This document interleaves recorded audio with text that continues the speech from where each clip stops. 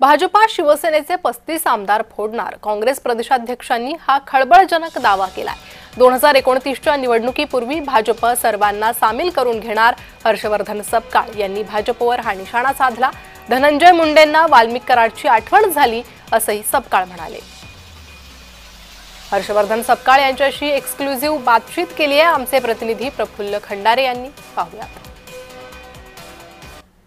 नगरपालिका निवडणुकाच्या रणधुमाळ्या सुरू असताना काँग्रेस प्रदेश अध्यक्ष हर्षवर्धन सपकाळ जे संपूर्ण महाराष्ट्राचा दौरा करतात, आज पुन्हा एकदा बुलढाणा दौऱ्यावरती आलेले आहेत। मात्र हा दौरा करत असताना सातत्यानं मुख्यमंत्री देवेंद्र फडणवीस त्यांना घणाघात जो आहे तो करत असल्याचं पाहायला मिळत आहे। चहू बाजूने त्यांच्यावर टीका देखील केली जाते।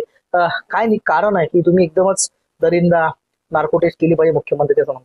त्याच्यात गैर काय? दरिंदा ही काय शिवी आहे?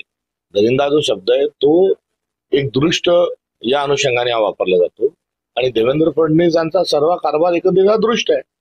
कारण मराठवाड्यात मी दौऱ्यावर असताना त्या ठिकाणी शेतमालाची जी झालेली नुकसान जे होतं, जे पिकांचं नुकसान अतिवृष्टीत होतं, त्यामध्ये कुठल्याही प्रकारचा दिलासा दिला नाही, कर्जमाफी केलं नाही, सुरक्षिततेचा प्रश्न हा ऐरणीवर आहे, मालेगावमध्ये झालेलं प्रकरण असतील आणि मोठी जी शृंखला आहे, या सर्व शृंखलेच्या अनुषंगानं ते कुठेही पोटातलं पाणी हलवून न देता, ते कायदा सुव्यवस्थेची फिकर न करता केवळ महाराष्ट्रात राजकारण केवळ राजकारण करतात आहे, हे सर्व वागणं त्यांचे दृष्ट प्रवर्गात येतं। नक्कीच फडणवीसांवर आरोप केल्यानंतर त्यांचं बुलढाणा जिल्ह्यातील चिखलीमध्ये उद्या त्यांचं सभा होणार आहे। त्या सभेसाठी ते शुभेच्छा देतात आणि स्वागत देखील करतात। प्रफुल्ल खंडारे, जय महाराष्ट्र न्यूज, बुलढाणा।